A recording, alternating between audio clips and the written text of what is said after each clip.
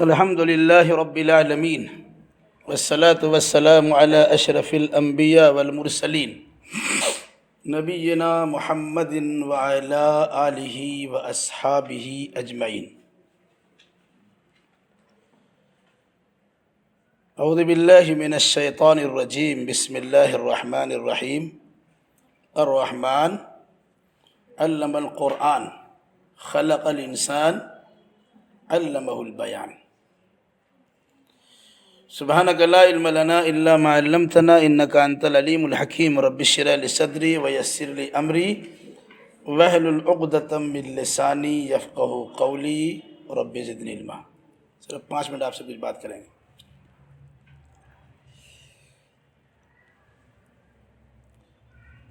اللہ تبارک و تعالیٰ نے انسان کو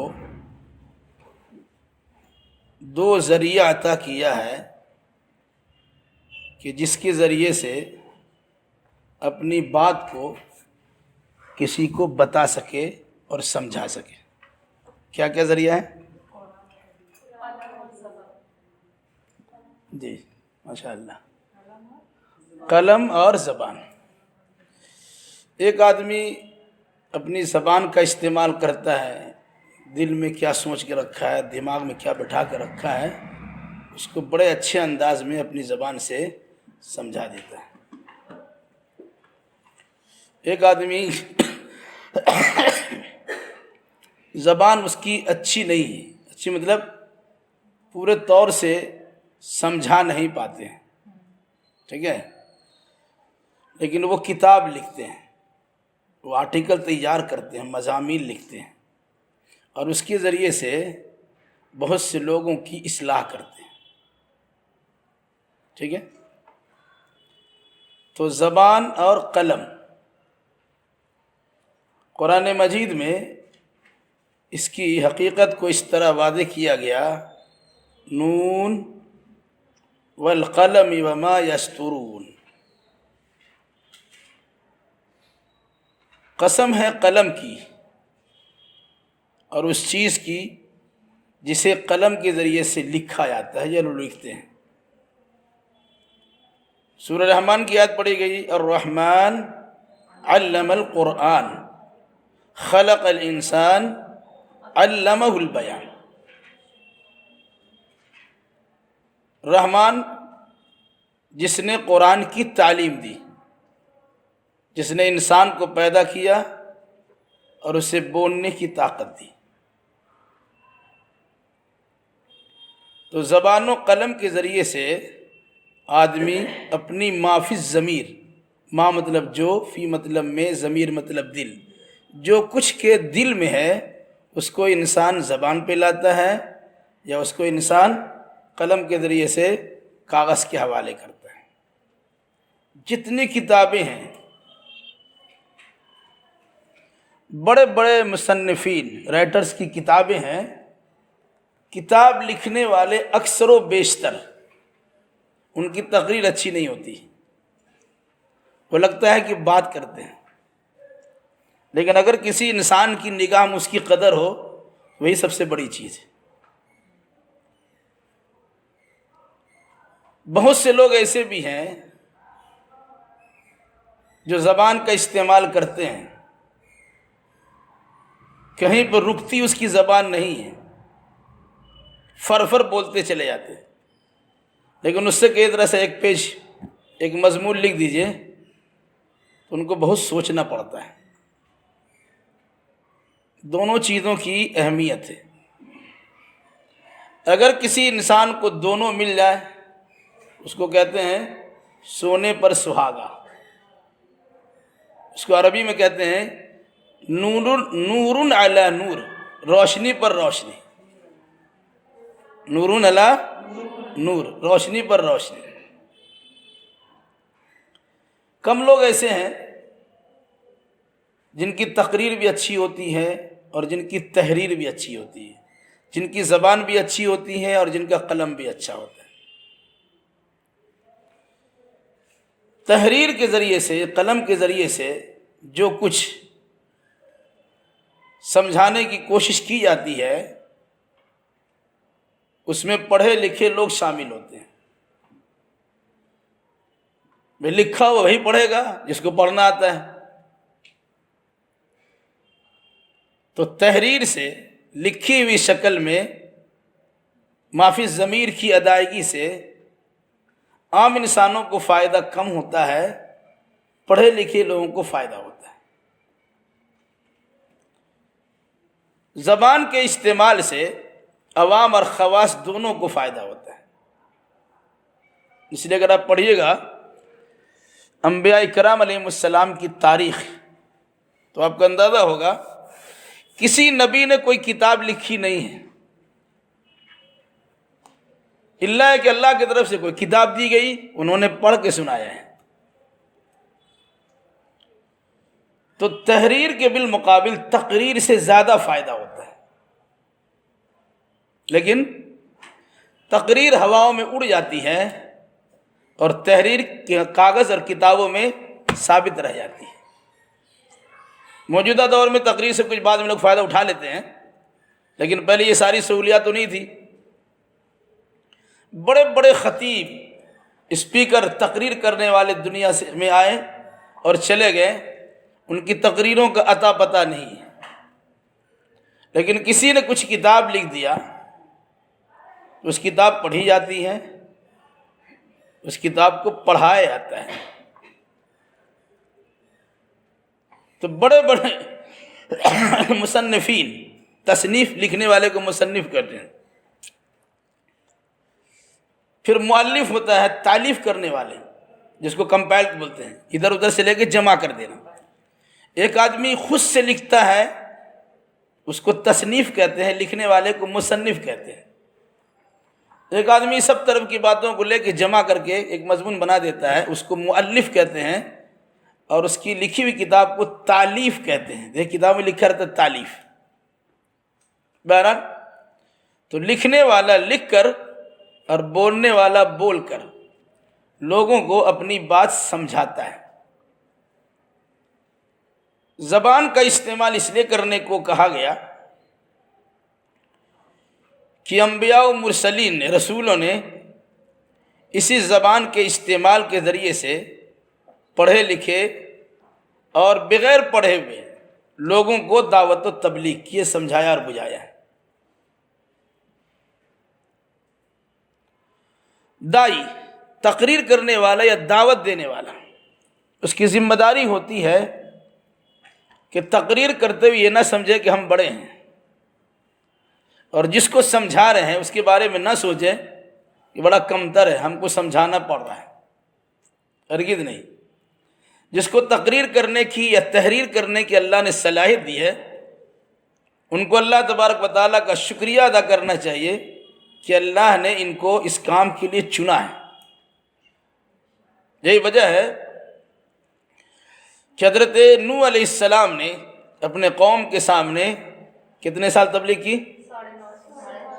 50 کم 1000، 950 سال۔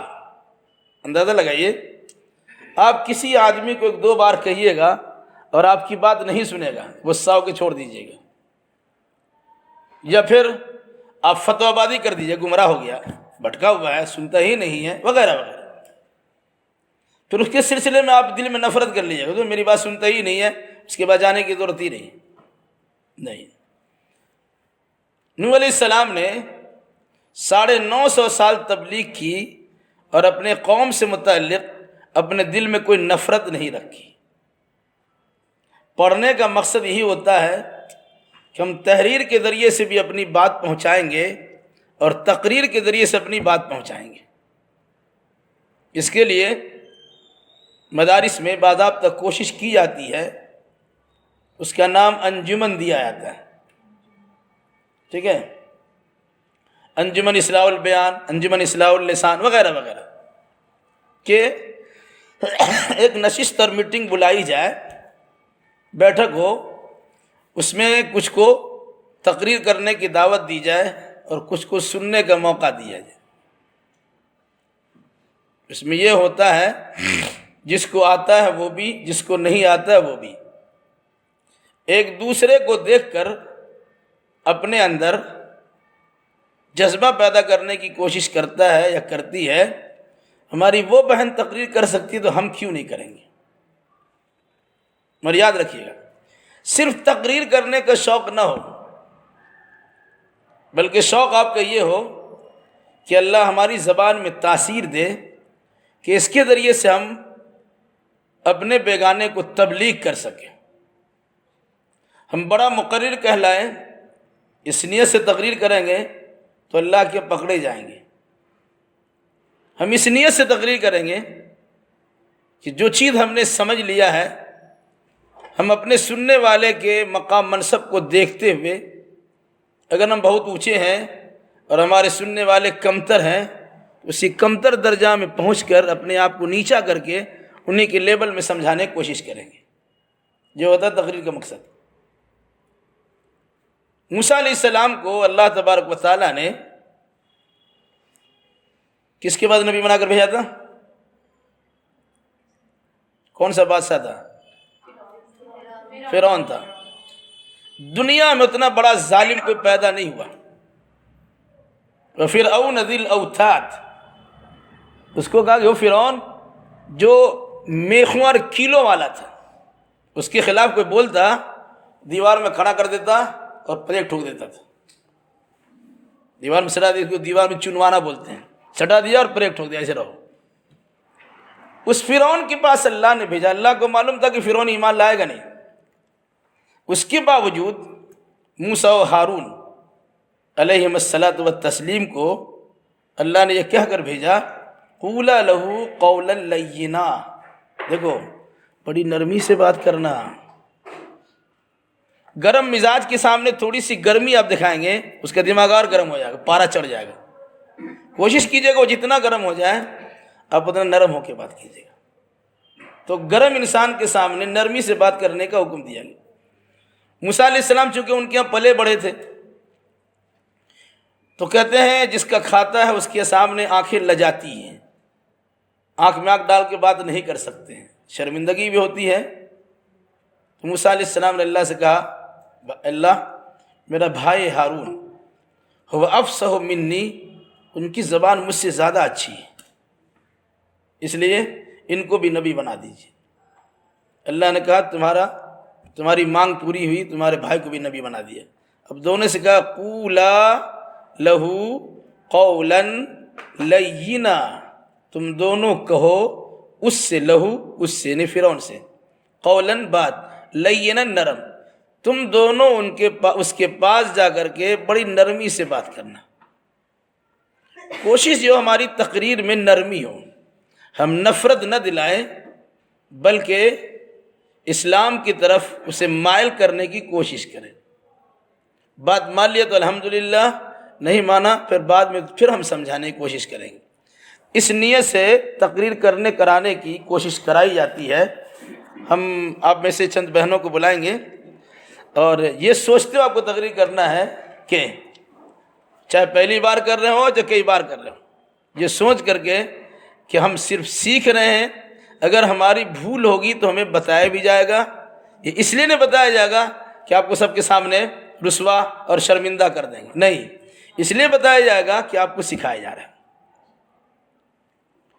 تو اس لیے اس چیز کو آپ سمجھیے اور تقریر کے لیے تھوڑی سی تیاری کیجیے۔ سب سے پہلے اللہ کی تعریف ہوتی ہے، پھر اللہ کے نبی صلی اللہ علیہ وسلم پہ درود پڑھا جاتا ہے۔ قرآن پڑھیے گا، اس کے بعد اعوذ باللہ بسم اللہ پڑھیے گا اور کوئی سورہ پڑھ لیجیے گا۔